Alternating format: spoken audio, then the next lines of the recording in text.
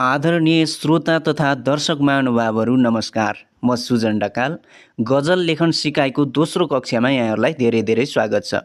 योभन्दा अघिल्लो श्रृङ्खलामा मैले गजल लेखन सिकाइ अन्तर्गत मतला, मिसरा र शेरको बारेमा जानकारी दिएको थिएँ। आज चाहिँ म काफियाको बारेमा जानकारी दिन आएको छु। काफिया गजलको मुटु हो, या भनौँ काफिया एउटा गजलको अस्तित्व हो, जसले यो चाहिँ गजल हो भनेर चिनाउँछ। काफिया बिनाको गजल गजल हुन सक्दैन। यसलाई काफियाको मुटुको रूपमा पनि लिने गरिन्छ। रदिफ बिनाको गजल सम्भव छ भने काफिया बिनाको गजल सम्भव हुँदैन। तर काफिया मिल्दैमा सबै गजलहरू गजल हुन सक्दैनन्, संरचना मिल्नु पर्नेछ। अब काफिया भनेको के हो, परिभाषातिर लागौँ। एकै थरी वर्ण घरिघरि दोहोरिरहने श्रुति माधुर्य भएका अनुप्रासयुक्त शब्द नै काफिया हुन्। काफियालाई 4 भागमा विभाजन गरिएको छ। ती 4वटा काफियाहरू के छन् अब हामी जान्दछौँ, बुझ्दछौँ। नम्बर 1 रहेको छ पूर्ण काफिया। सिङ्गो शब्द नै काफियाको रूपमा प्रयोग हुने, जस्तै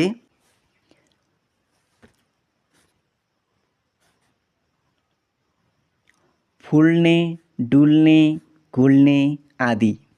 दोस्रो नम्बरमा रहेको छ आंशिक काफिया। सिङ्गो शब्दका केही अंश मात्र काफियाको रूपमा प्रयोग हुने, जस्तै सरोकार, अवतार, विचार। माथि प्रयोग भएका शब्दहरूका कार, तार र चार आंशिक काफिया हुन्। तेस्रो नम्बरमा रहेको छ मिलित काफिया। संरचनात्मक रूपमा 2वटा शब्द काफियाको रूपमा आउने, जस्तै फनफनी, दन्दनी, हुन्छ नि। चौथो नम्बरमा रहेको छ एकाक्षरी काफिया। एउटा मात्र अक्षर काफियाको रूपमा आउने, जस्तै नदी, रवि, पापी। माथि उल्लेख गरिएका नदीको दी, रविको बी र पापीको पी एकाक्षरी काफिया हुन्।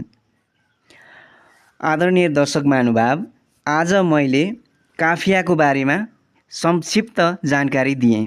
मैले अघिल्लो श्रृङ्खलामा पनि भनेको थिएँ, गजल सिकाइ व्यापक छ, यो सिकेर सकिन्न। हामीले सामान्य रूपमा पढ्ने गजल सुन्दा पढ्दा राम्रो लाग्छ।